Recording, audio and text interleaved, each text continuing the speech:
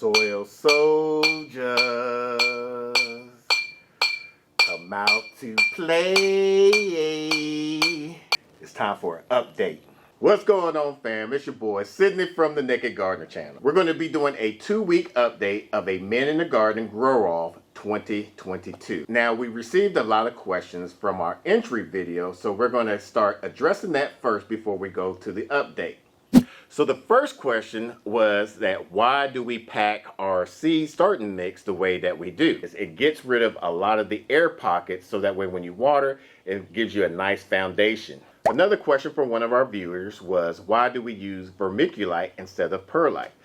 Vermiculite helps retain a lot of the moisture. When you're starting seeds, you want to make sure your soil medium stays nice and moist to allow the seed to germinate. The perlite is basically nothing but for drainage. So both of them kind of have a little bit of water retention, but vermiculite has more of a water retention than perlite. Another viewer asked, what's the difference between peat moss and Coir?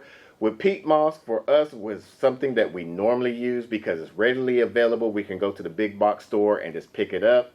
With Coir, you have to order it. Sometimes the big box stores might have it, and you can get it in big blocks or you can get it in small blocks, but you have to rehydrate those. Now, the hotter the water, the faster it will rehydrate and be able to break down. Coir, it will hold a lot more water a lot longer than peat moss. Peat moss will have some fungus gnats, so you have to be mindful of that. You will have to sterilize your peat moss prior to using it either as a seed starting mix or in your growing medium. There was another question asking about do you really need to use organic matter like compost or casting? You technically don't. The seed, when you first start a seed, the seed in that outer shell will have enough nutrition value for it to start off. However, we know how we are, so we make sure the plant has enough nutrients in that soil to thrive, and we don't get there enough time to up-pot it when we should. So that's why we add the organic matter of your either compost or your castings. So one of our teammates in our Zoom meeting asked, why do we start our seeds indoors? When you're starting your seeds indoors, not only can you extend your season, but you'll be able to know what seeds is going to be valuable, is going to be thriving, and so that way when you plant your seeds, it's going to be off to a good start. Now, before we show you our starts, we would like to know what potting mix do you use? If you make your own, what ingredients do you use? Comment down below and let us know. Now, this is our 5-gallon container that we got from Bootstrap Farmer. It's a fabric container. Instead of adding a lot of soil into here, we're going to add a container to fill up the void. Since a lot of our starts are going to be shallow rooted, we don't have to worry about filling all of this container up. I'm going to start with this kale here. To me, it looks like the strongest plant out of all of these. Look at those nice healthy roots. Alright, next is going to be the thyme. I'm going to use, I think these two are going to be the healthiest one. The kale is going to be our thriller. These are going to be our spiller, so I'm going to put these about right there in the front so they allow it to droop over.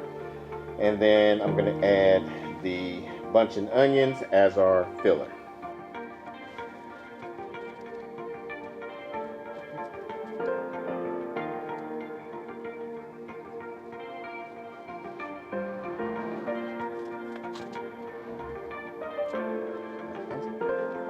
Where's the Japanese radish going? Good call. Mm-hmm. We'll put up here. We're going to take these from this cell and this cell with a bunch of onions.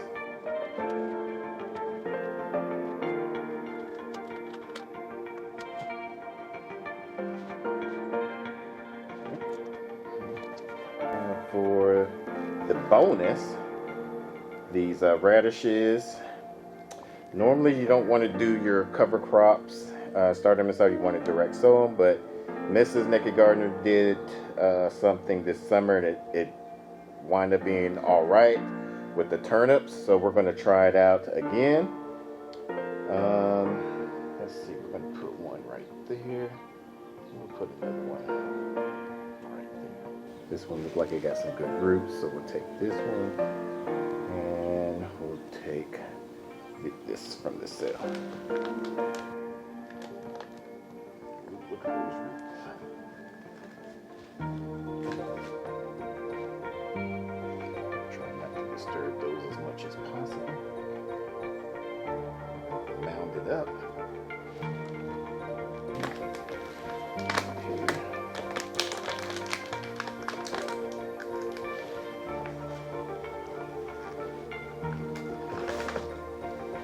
Look at those sexy roots.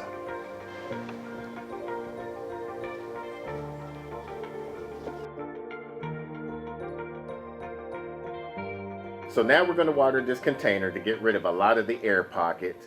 And we're going to leave it out in the shop because you want to harden off your plants, especially your seed starts, so that way it get acclimated to the outside elements. You just don't want to rush them outside because you're going to stress the plants out.